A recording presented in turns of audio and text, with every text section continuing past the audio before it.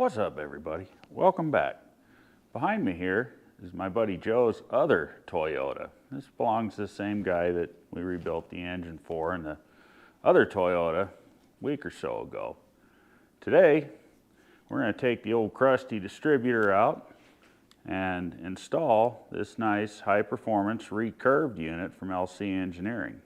So if this kind of thing interests you, come along for the ride. I'll show you how to do it. It's pretty quick and easy. And when we're done, we'll set the timing and dial in the carburetor a little better and take her for a rip. All right, guys, so this is a pretty straightforward job. First thing we're going to have to do, of course, get the cap off.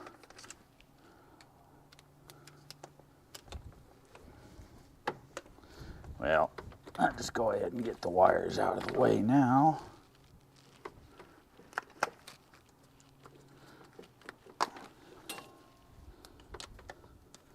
And get the cap off so we can see where the rotor's sitting.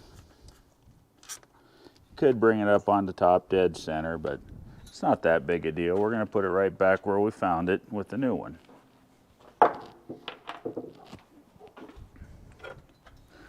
So here, looks like we're pointing right about 7 o'clock position. One bolt, all we got here, holds it in place.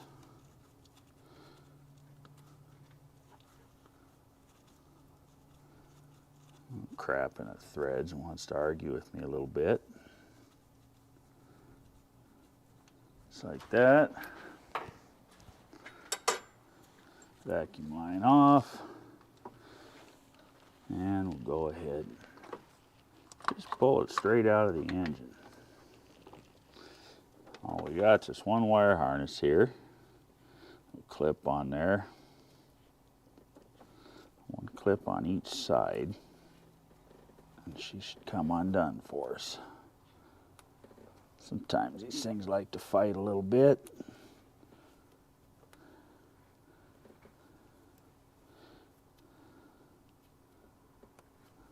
There. And the old one's out. These ones here, well, we're going to have to change this one. This one's got a different plug on it, so we're going to have to change the plug.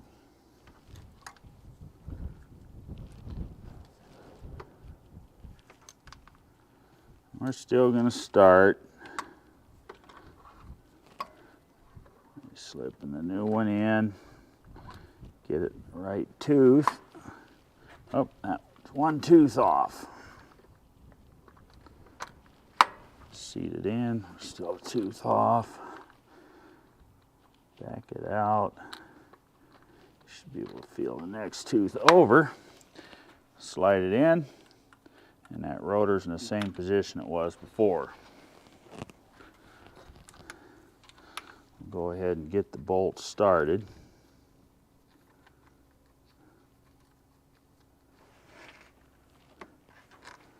Down here, dummy. There. And for now, hand tight's just good enough.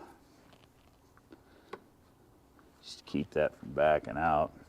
Let me grab a tool here, and we'll get this plug off. And get the plug off of the old distributor and switch them out.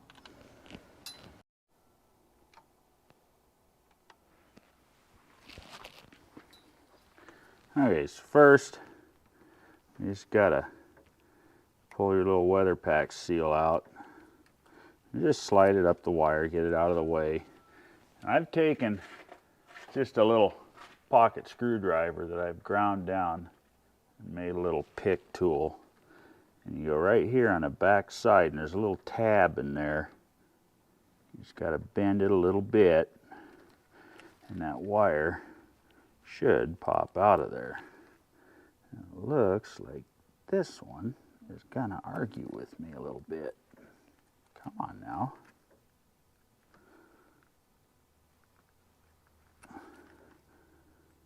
There we go, just like that.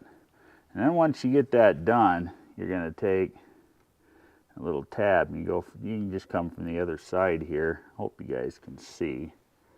And just bend that tab back out so it can snap back into the other connector.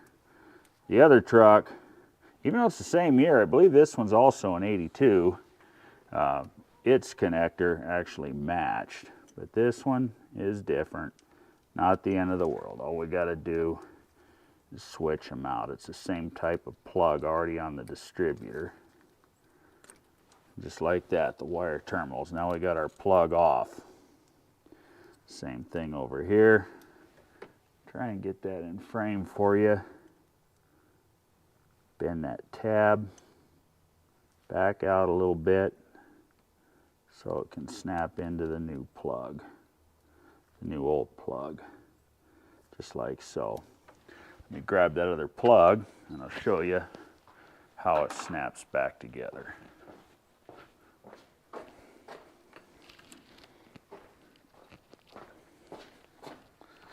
So I believe this is keyed, so it's only going to go one way.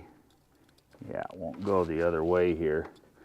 So it doesn't really matter, but I'm kind of OCD like that. And this is just a magnetic pickup. It doesn't really matter which way it goes, but I like to match white to white and red to red. So our red one is going to go on this side. We got our tab bent back out.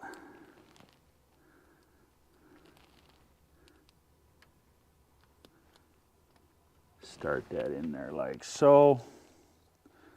Grab that little tool that I made. Just reach down in there and push that connector in, and you'll feel it snap. And it snapped in there, and now it'll stay. Same thing on the other side. Get our connector started in there. Sometimes a small pair of needle nose will help you. Get our connector started in there, make sure the tab is facing the right direction. Come on.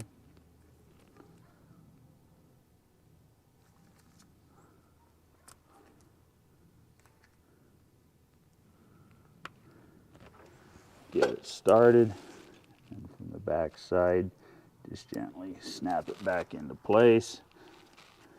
Make sure our connector isn't bent so it doesn't fight us going back in. Now we're good. Now we can take our, I know my big fat hands are in the way here, but take our weather pack seal, stick it back in there. Not that it really matters, this isn't exactly a weather pack connector. I do see a little rubber seal down in there, but that fits down in there, and just keep the water and mud and crap out of it. And then we'll plug it back in. Just like that.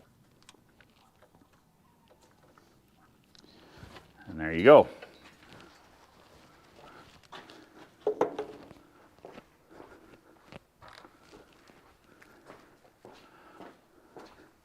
Now, of course, this new distributor came with a new cap and rotor, so we might as well use it.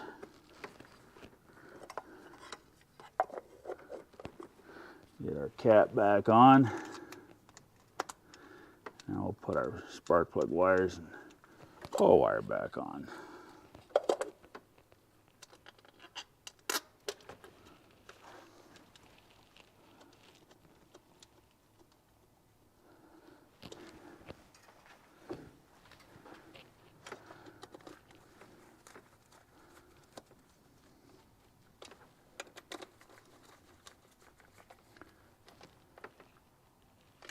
And guys, it's just that simple. On these Toyotas, these 22Rs, if you got your factory emissions, this rear port on the vacuum advance, as you see is plugged off here, actually retards when vacuum is applied to it, and the front one advances your timing. With the Weber carburetor, we got our ported vacuum just like on the other truck, so it will go on that front port and the rear port will remain plugged. And we're just going to set this, get it ballpark about in the middle there so she'll fire up. Now the firing order on these is 1, 3, 2, 4, but yes, 1, 3, 2, 4. I was right. In case you didn't know or don't know, it's actually marked 1, 3, 4, 2. I'm sorry, I did say that firing order wrong. It's 1, 3, 4, 2, and it's marked on the cap. So all you got to do, number 1 here. And of course, these engines, like most other inlines, start at the front, 1, 2, 3, 4, you know, as far as cylinder numbers go. So here's number 1, number 3,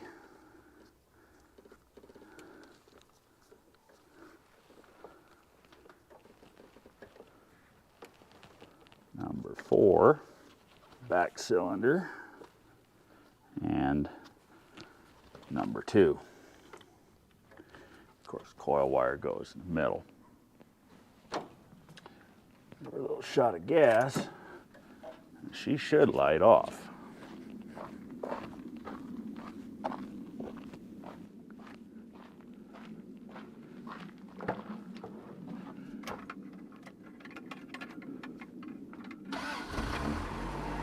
Look at that.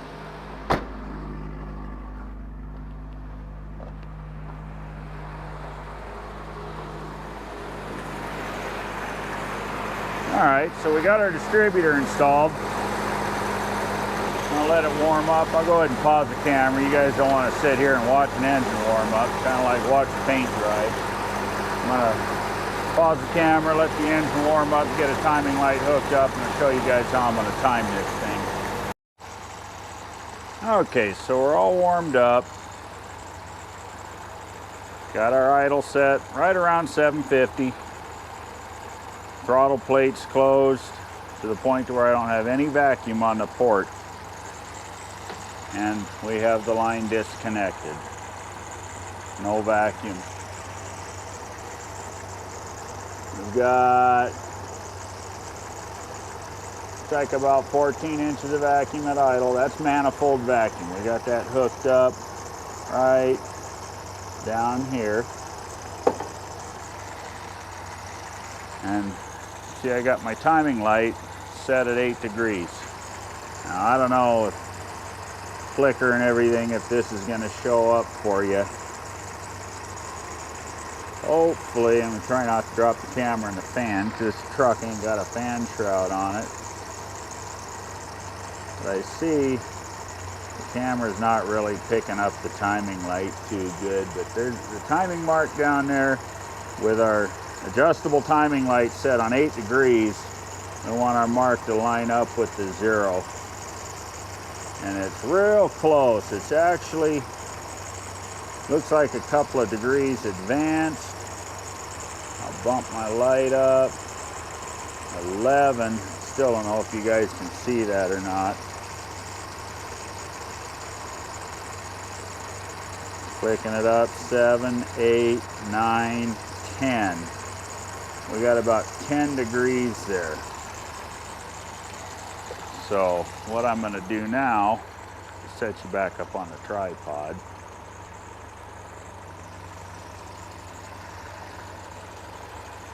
Get you in here a little bit. So now I'm going to set my light for 38 degrees. Oh, wait a sec. I need to fix that timing. I wanted it set at 8.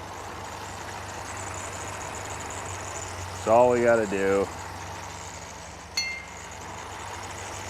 loosen our bolt, loosen up where we can move that distributor, keeping our fingers out of the fan and the timing light. Up too much.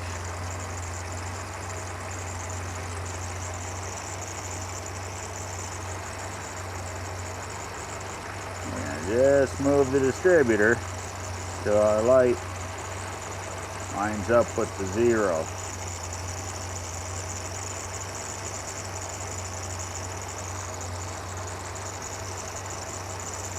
And we're gonna snug it down. Now with the curve that's in this distributor, 2500 or so, we should see roughly 38 degrees of advance. So I'm gonna dial my light up to 38. Try not to get everything caught in the fan. Hopefully you can see that for the glare. The light's set at 38. Bring our RPM up.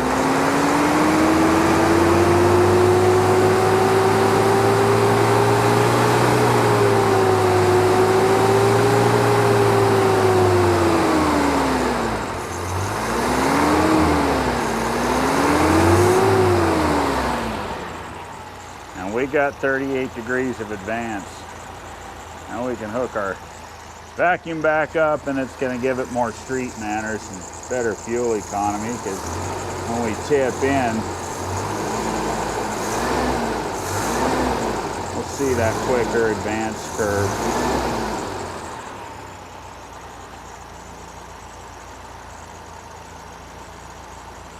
So with our vacuum hooked up, we should still be seeing our same 8 degrees at idle,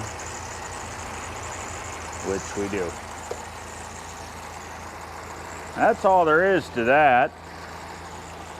And with our timing set and the engine warmed up and idle speed setting about where we want it, we're going to adjust our air-fuel ratio. Okay, so on the Weber,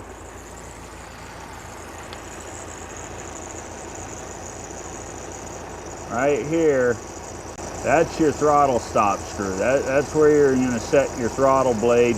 Just like any other carburetor, you really want it set so it's not uncovering a bunch of the transfer slot. And then, right here, is your idle mixture screw. That timing light set there where I can see what the idle speed's doing. I'm going to adjust my idle for the most vacuum. Can you see that gauge? You can actually see the vacuum's gone up now. So we're going in the right direction. This engine was actually a little bit on the lean side. Our RPM's also come up a little bit. And there we go, we're going too far. Now we can see the vacuum starting to drop back down, and we can hear it in the engine. A little bit rough. Go back in. There's about a quarter turn there. Now we got just shy of 16 inches of vacuum.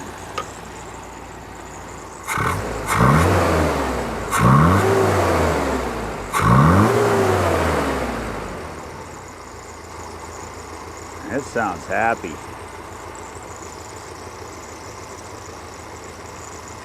We're actually now, as you guys saw before, we were just under 750. Now it's wanting to idle about 825.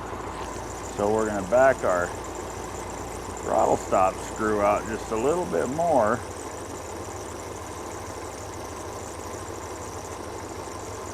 Get it back down to about 750.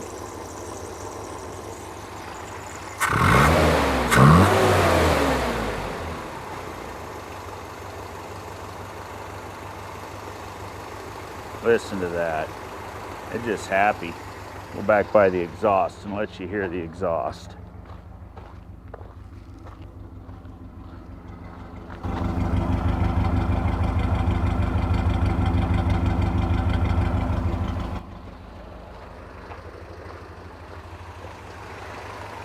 Not too shabby.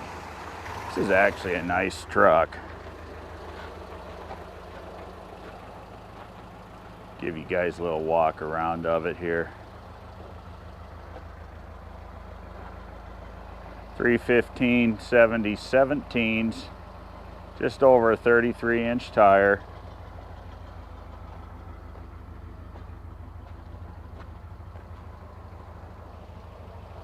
It's a good looking truck. He takes this thing all over the place. You can see he's done a bunch of suspension to the front of it, long travel, custom uppers for the shock mounts.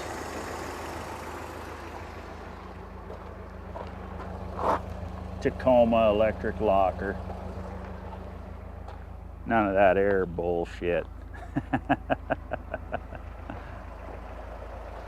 I'm down to about 14% on this battery too. Interior, nice and clean for an old dog. Got himself a good truck here. All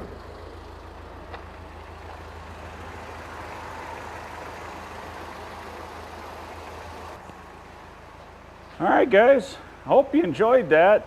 Maybe you took something out of it. Not bad for a old half wore out engine. This one, it's actually, we run a compression check on it a while back. Number 2 and 3 are actually about 30% lower than 4 and 5, I'm sorry, 1 and 4 as far as compression numbers go, but she's still running. And coming up probably next year sometime, we're gonna do some freshening up on this one. So all you Toyota guys, stay tuned. Thanks for watching. We'll catch you later. I bet you guys thought I forgot. I said we'd go for a rip. Well, yesterday I was missing a fitting, so I couldn't get the fuel pressure regulator set up on it. So I'm going to show you what I did, and then we're going to go for a ride. These Weber carburetors, they don't really like to see any more than about 3 psi of fuel pressure. It'll blow out the needle seat and they'll flood. This one was actually behaving pretty good. I checked the pressure with the regulator maxed out. This pump's only putting out about 4 psi, so it was fine. But at the end of the day, it's better to have it regulated where it wants to be. So I was missing this fitting here. You might have noticed in the video yesterday the hose that was hanging up, and probably saw the regulator sitting there not hooked up.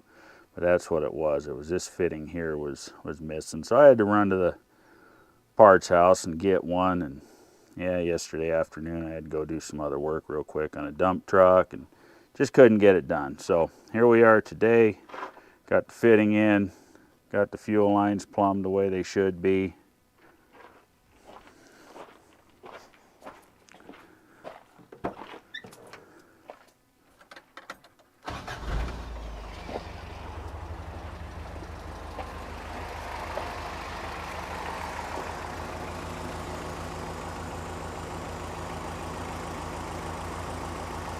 PSI on the gauge. It's a happy camper. Now let's go for a ride.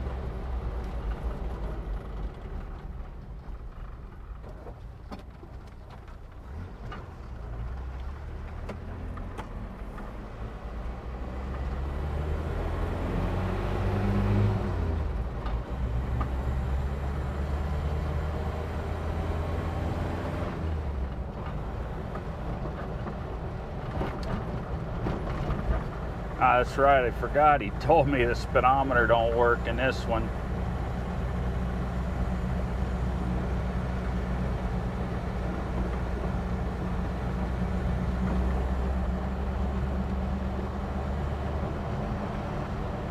Definitely not as torquey as the other engine and the other truck. I sure do like that camshaft we put in there in the other one that I built. For any of you guys looking for good low-end torque out of one of these 22Rs, I strongly recommend that camshaft. It way exceeded my expectations anyway. It's the first stage 1 torque cam from LC Engineering. They have another one, stage 3, but you have to you got to run different springs and everything. You got to pull the head and do a bunch of head work. That one that we put in the other one, the stage 1 cam, you can actually just drop it right in. You don't have to build the engine.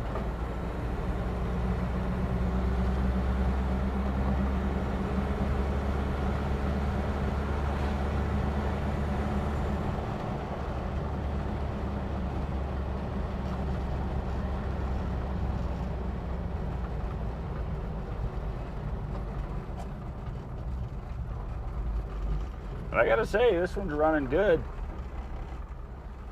You gotta remember, this one is all stock with a couple 100,000 miles on it.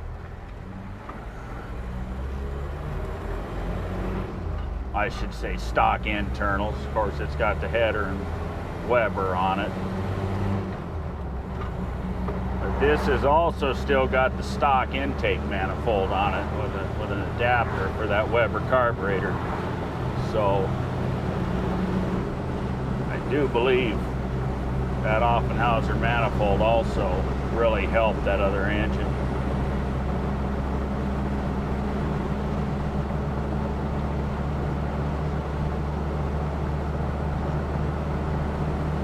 But it's definitely responsive. Runs a lot better than it did with the old crusty distributor in it.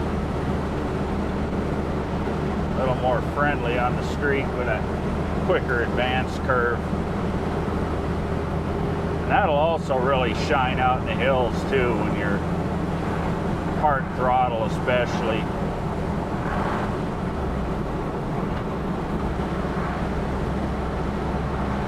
She ain't having no trouble running down the road.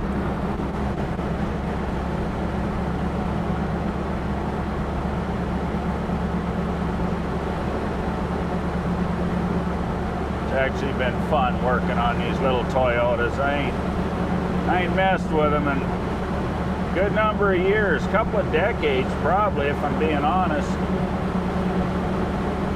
I do really like them. They're good old trucks.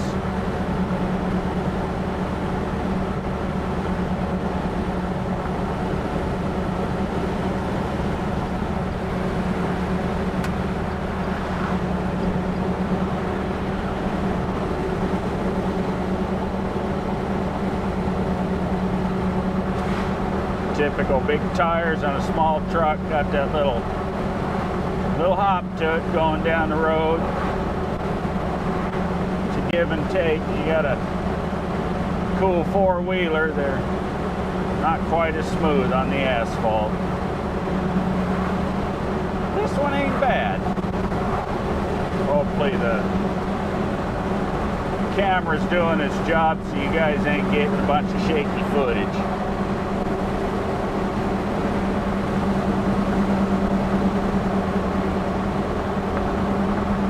Tell you how fast we're going. That speedo ain't working, but probably good for 60. It's about what they run on this road. Got 2 or 3 cars back there behind me, ain't climbing up, so I call that a win.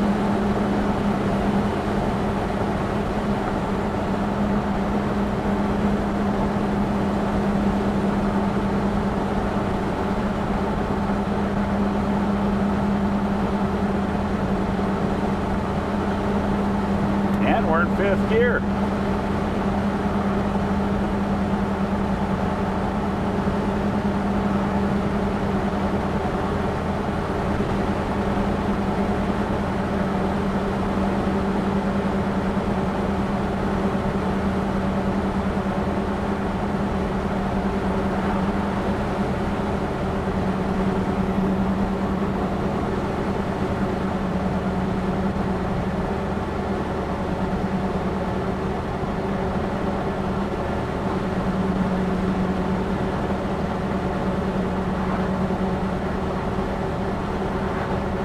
Didn't have to downshift for the little grade. That's always a good thing. It's motored right up it.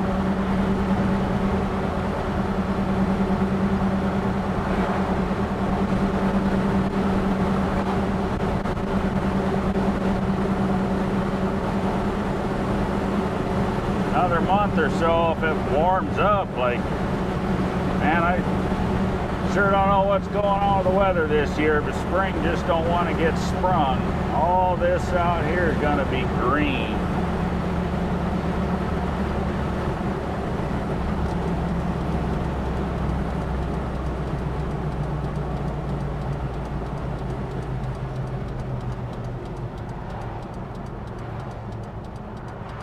I'm going to turn around up here and head on back.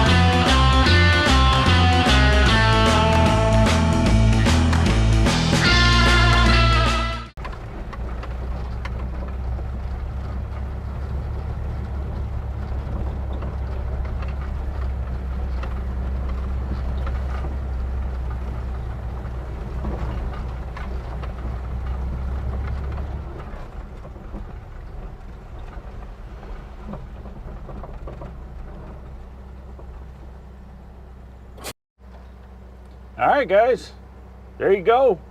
Hope you enjoyed the ride. We'll see you in the next one. Later.